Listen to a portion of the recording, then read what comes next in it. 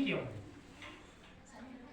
भगवान लक्ष्मी नारायण के पास में गए, क्षीर सागर में हाथ जोड़ करके स्तुति करने लगे कि दीन दयाल विरद संभारी, हरौ नाथ मम संकट भारी। जे विधिनाथ होई विद मोरा, करौ सुबेगी दास मैं दूरा। पूजा जपु तपु ने मुँह चारा, नहीं जाने प्रभु दास तुम्हारा। लक्ष्मी नारायण भगवान से नारद जी स्तुति करने लगे, बोले आप दीनों के पालक हैं, मैं तो एक दीन हूँ। मैं आपकी पूजा नहीं जानता, केवल आपके नाम का सुमिरन जानता हूँ। हे प्रभु, अगर आप हमसे प्रसन्न हैं, अपना दास मानते हैं, अपना मानस पुत्र मानते हैं, तो हमें कोई ऐसा उपाय बता दीजिए कि मैंने जो देखा है, मैंने किसी को वहां सुखी नहीं पाया। लक्ष्मी नारायण भगवान कहने लगे, वाह नारद जी, भाई ये कैसी स्तुति है, क्या कारण है?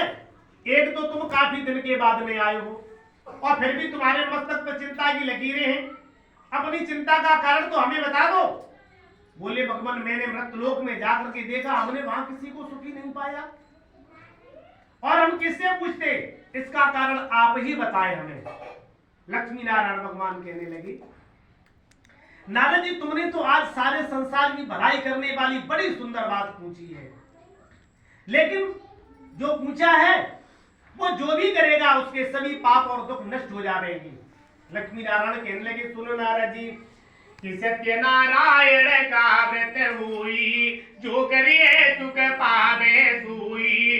दुख शोक सब दूरी भगावे, जब आहुति मम चरण ध्यावे। जब लक्ष्मी नारायण भगवान का कोई सत्यनारायण के नाम से व्रत करेगा, तभी उसके सभी दुख और पाप नष्ट हो जाएंगे, वह प्रसन्न चित्त होगा, सुख संपत्ति होगी। नारद जी ने जैसे ही सुना, वैसे ही नारायण नारायण का विचरण करने लगी। लेकिन सूत जी महाराज ने पूछा कि नारद जी तो सभी लोकों में भ्रमण करने लगे, अब आपसे मेरा ये निवेदन है कि आप हमें इतना बता दीजिए कि इस व्रत को किसी ने किया भी है कि नहीं किया है। लक्ष्मी नारायण भगवान ने तो नारद जी को बता दिया। नारद जी भ्रमण करने लगे। सूत जी महाराज से 88,000 ऋषिश्वरों ने कहा, इसे किसी ने किया है। सूत जी महाराज कहने लगे, सुनो जिसने किया है।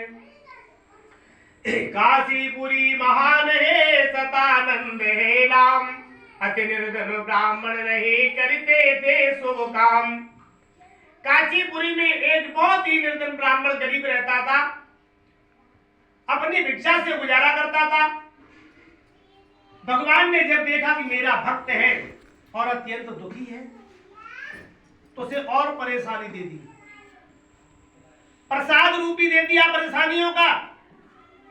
इधर काशीपुरी वालों ने अपना संगठन बना लिया कि आज से जो भी शतानंद को भिक्षा और जल देगा उसका बहिष्कार कर दिया जाएगा, काशीपुरी से निष्कासित कर दिया जाएगा। जब उन्होंने इतना बड़ा संगठन बना लिया, काशीपुरी वालों ने एकता कर लिया, शतानंद बेचारे भूख प्यास से तड़पने लगे। आखिर में कब तक जीवित रह सकते हैं? शतानंद ने मन में विचार किया एक दिन कि अब सभी काशीपुरी वालों ने अपना संगठन कर लिया है,